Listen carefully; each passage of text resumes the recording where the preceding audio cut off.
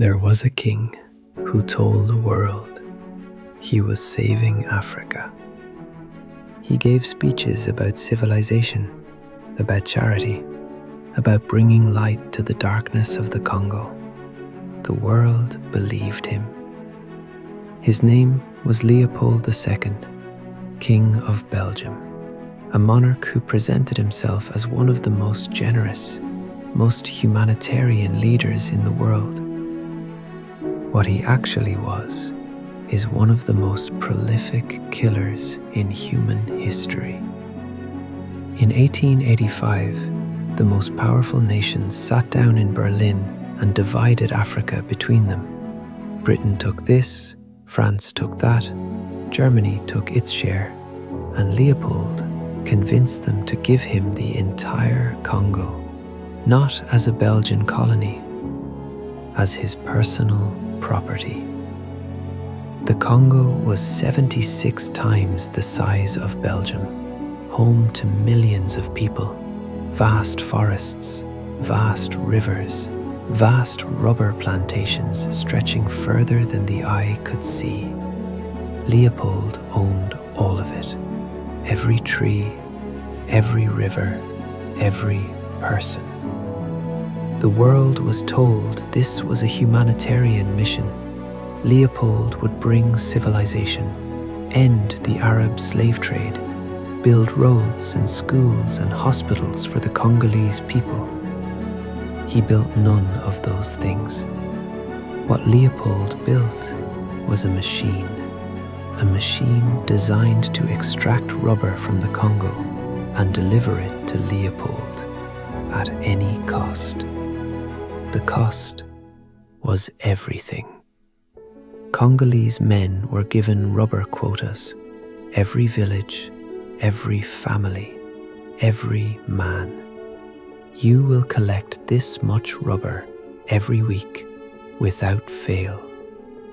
If you met your quota, you were allowed to go home. If you did not meet your quota, Leopold's soldiers came. They took your wife, held her until you collected enough rubber. Some women starved in those camps. Some never came home at all.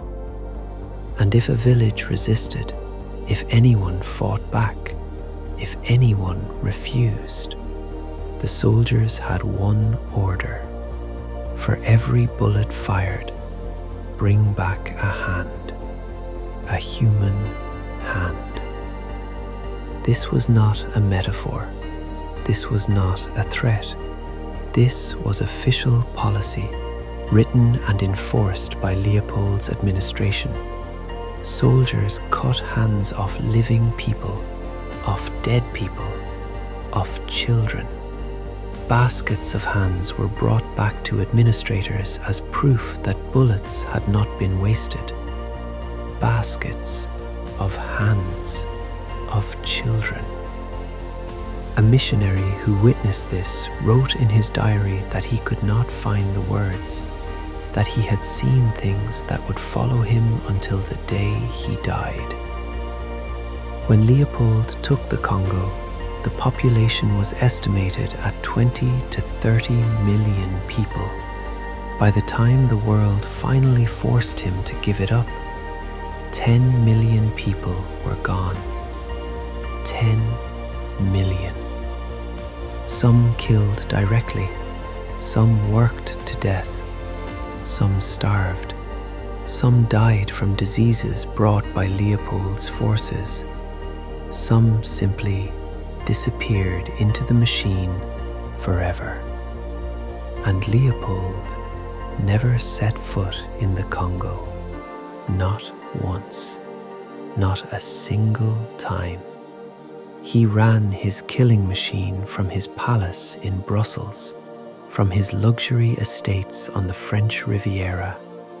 He used the profits from Congolese rubber to build grand monuments to himself across Belgium, triumphal arches, royal museums, beautiful parks built on 10 million debts. The world eventually found out through a shipping clerk named Edmund Morel.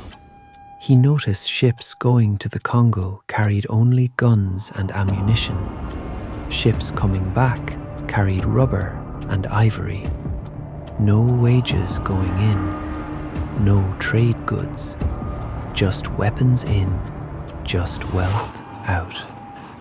Morel understood immediately. This was not civilization. This was slavery. He dedicated his life to exposing Leopold at great personal cost.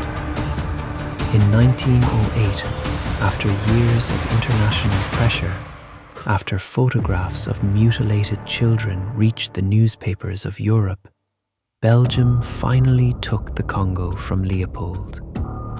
Leopold was never prosecuted, never arrested, never tried. He died in 1909, one of the wealthiest men in Europe, surrounded by luxury paid for rubber, paid for by hands, paid for by 10 million lives. Belgium did not formally apologise for what Leopold did until 2020, 112 years later. 10 million people, their names never recorded, their stories never told, their hands counted like inventory and put in baskets. And the man responsible died in a palace, called himself a humanitarian, built statues of himself that stood for over a century, and the world let him. That is the history they hoped you would never find. This is Facts They Buried. Every week, the history they hoped you would never find. Subscribe. The facts are buried.